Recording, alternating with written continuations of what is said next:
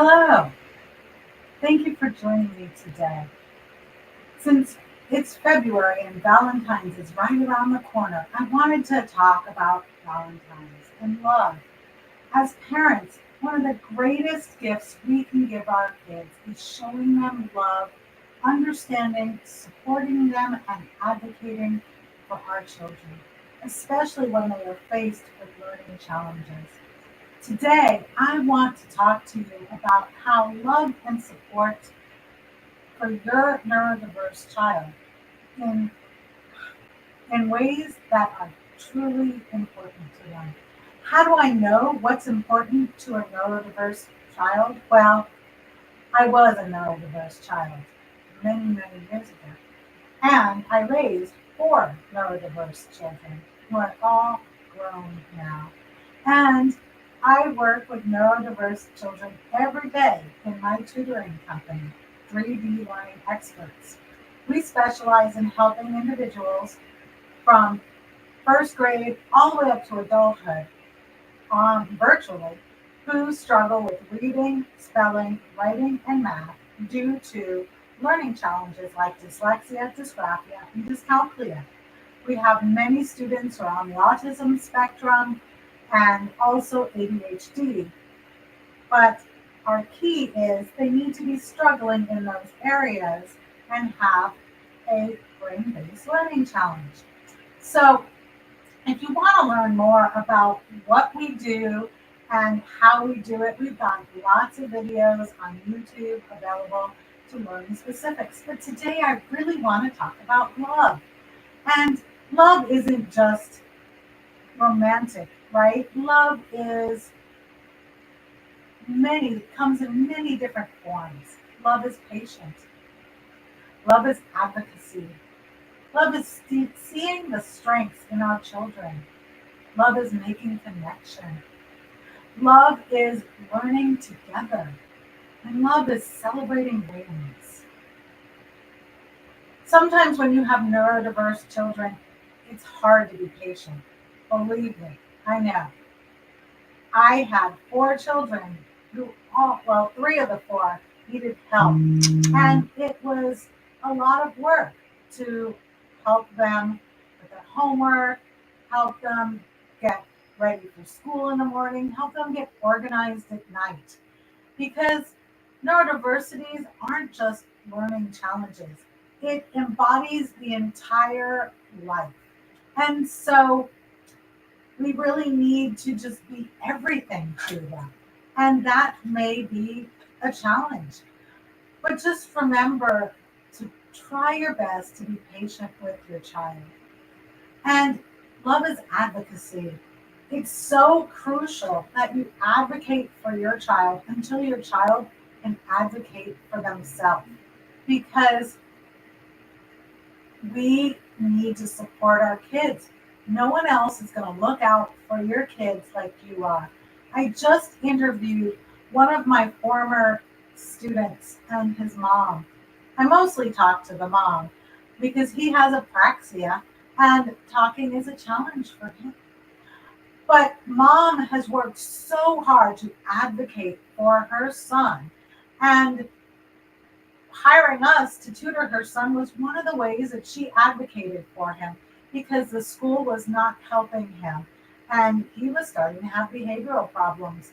And he worked with us for 3 years, and now he is a freshman in high school and he is learning to advocate for himself. Even though he can't speak verbally very well, he's learning alternative methods to advocate for himself. But until our kids can advocate for themselves, we need to advocate for them. Love is seeing their strengths.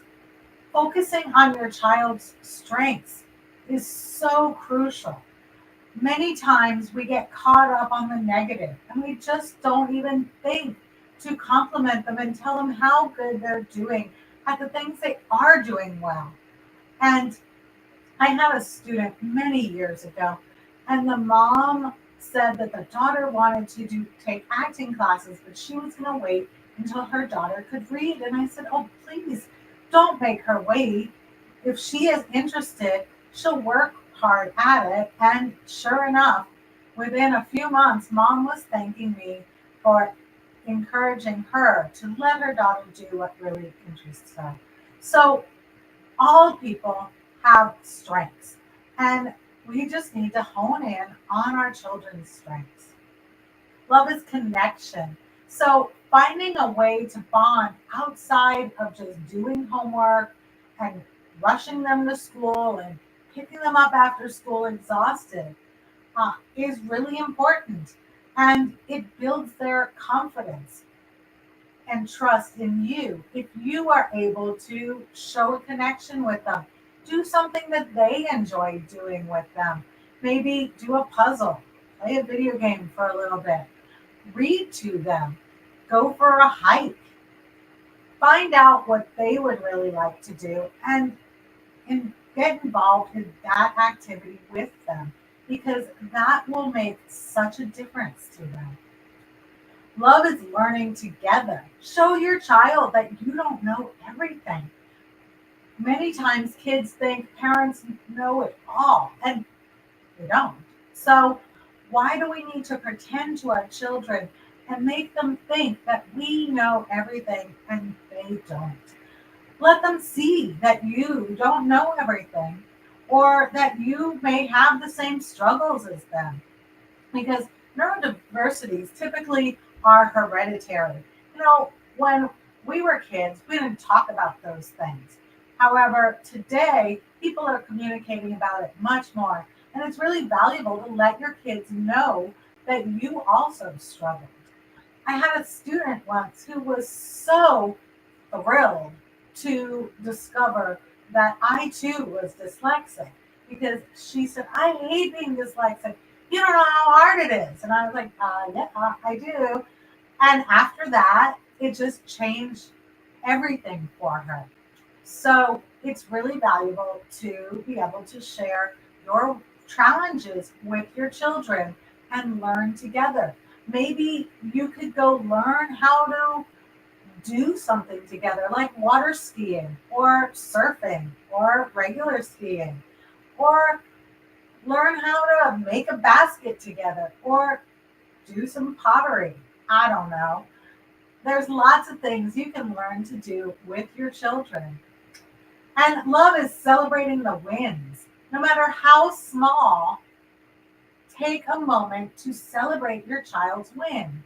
Even if they only got 75% on their spelling test. If that's something they've never done before, that's a win worth celebrating.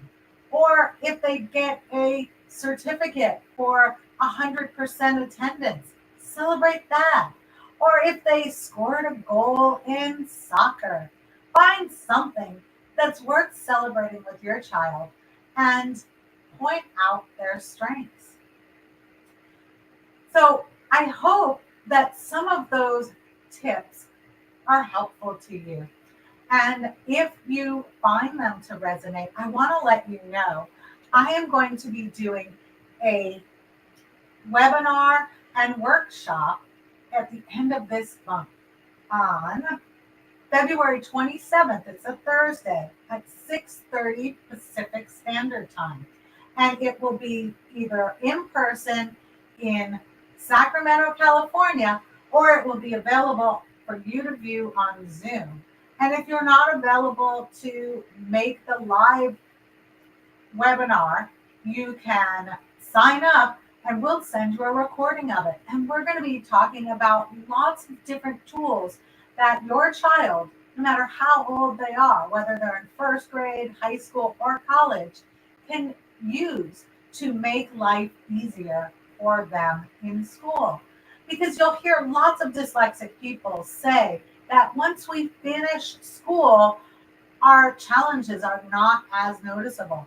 But school can be really hard for kids with dyslexia, dysgraphia, dyscalculia, autism, ADHD, all sorts of neurodiversities. I mean, any way that we are different than the average individual makes us stand out and means we have to work a little bit harder to get through what other people are doing.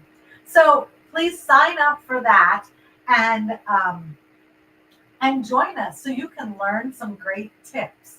Also, we've got our YouTube channel with lots of resources. And of course, we are happy to help your child with tutoring virtually anywhere in the United States. So reach out to us. You can schedule a free consultation call with me at 3dlearningexperts.com/consult.